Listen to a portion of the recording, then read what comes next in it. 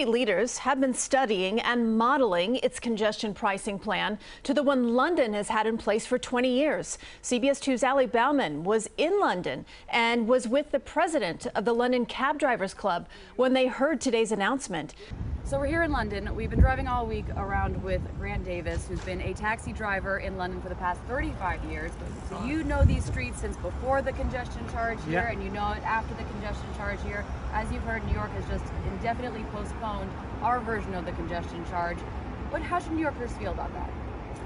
Well, if I was New Yorkers who had a small business, I would go to the bar tonight and celebrate. Because, trust me, if it had come in, they'd be in the bars tonight drowning their sorrows.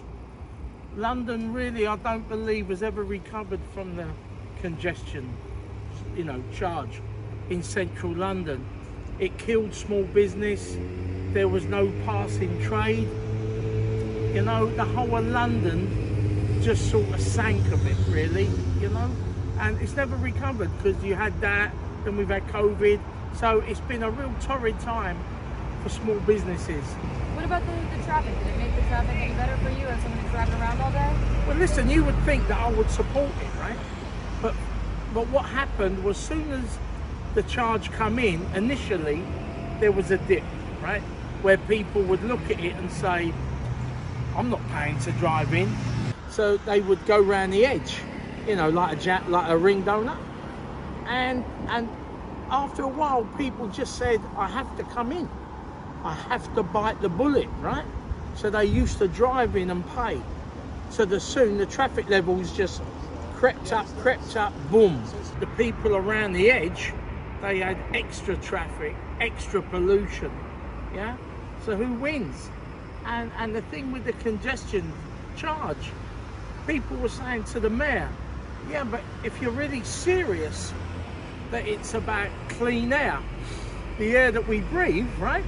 Then why don't you just scrap traffic, right? Or make the charge $50, £50, stop people coming. But you don't. What you've said is, well, listen, we all want clean air, right? But if you give me some money, you can drive in and pollute, right? Pay and pollute. Well, that's just like mixed messages, right? You either want clean air and no traffic, or say, come in, pollute the air, but give me money. It's all about the money. And that's what New Yorkers need to see. Follow the money. That's all it's about, right? They get that money off of transport and traffic that they never had before. It's like finding some money in the bottom of your wardrobe that you never knew you had. And what happens is they get used to that money. And you'll find in New York, if it had come in, like we found in London, it would just grow and grow and grow. And pretty soon, everyone in New York will be paying. Wherever you live, they'll say, it's for your benefit. You got to pay it because it's for your benefit, right? It's not true.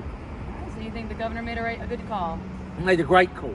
If I was in New York now, like I said, and I had a small business, I'd find the nearest bar, I'd order a beer, I'd sit down, I'd drink it, and I'd be smiling. Thank you, Grant, very much. Thank you, Ali.